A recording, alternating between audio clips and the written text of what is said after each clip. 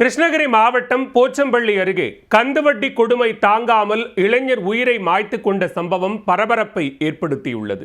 உயிரிழந்த இளைஞர் தாய்க்கு எழுதிய உருக்கமான கடிதத்தில் கூறியிருப்பது என்ன?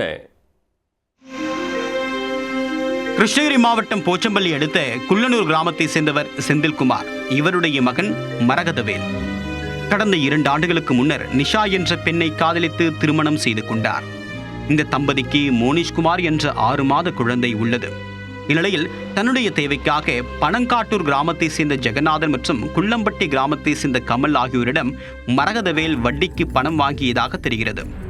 வாங்கிய பணத்தை வட்டியுடன் சேர்த்து கொடுத்துவிட்ட நிலையில் வட்டிக்கு வட்டி போட்டு மேலும் பணம் தர வேண்டும் என்று அவர்கள் தொடர்ந்து தொல்லை கொடுத்து வந்ததாகவும் கூறப்படுகிறது. தகாத வார்த்தைகளால் பேசியும் பலர் முன்னிலையில் அசிங்கப்படுத்தியும் எல்லை மீறி நடந்து கொண்டதால் ஒரு கட்டத்திற்கு மேல் மிகுந்த மன உளைச்சலுக்கு ஆளாகி உள்ளார் மரகதவேல். இந்நிலையில் தன்னுடைய தாய்க்கு கடிதம் ஒன்றை எழுதி வைத்துவிட்டு மரகதவேல் தன்னுடைய வீட்டில் தூக்கில் தொங்கி தற்கொலை செய்து கொண்டுள்ளார்.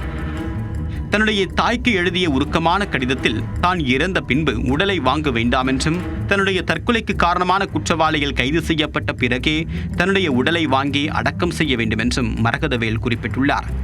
தகவல் அறிந்து சம்பவ இடத்திற்கு வந்த போலீசார் அவருடைய உடலை மீட்டு உடற்கூராய்விற்காக போச்சம்பள்ளி அரசு மருத்துவமனைக்கு அனுப்பி வைத்தனர். தற்போது வழக்கு பதிவு செய்து விசாரணை மேற்கொண்டு வருகின்றனர். இந்த சம்பவம் தொடர்பாக குற்றவாளிகள் இருவரும் தலைமறைவாகி இருக்கக்கூடிய நிலையில் அவர்களை பிடிக்க தனிப்படை போலீசார் தீவிரமாக தேடி வருகின்றனர். கந்து வட்டி கொடுமையால் இளைஞர் உயிரை மாய்த்து கொண்ட சம்பவம் அந்த பகுதியில் பெரும் பரபரப்பை ஏற்படுத்தியுள்ளது.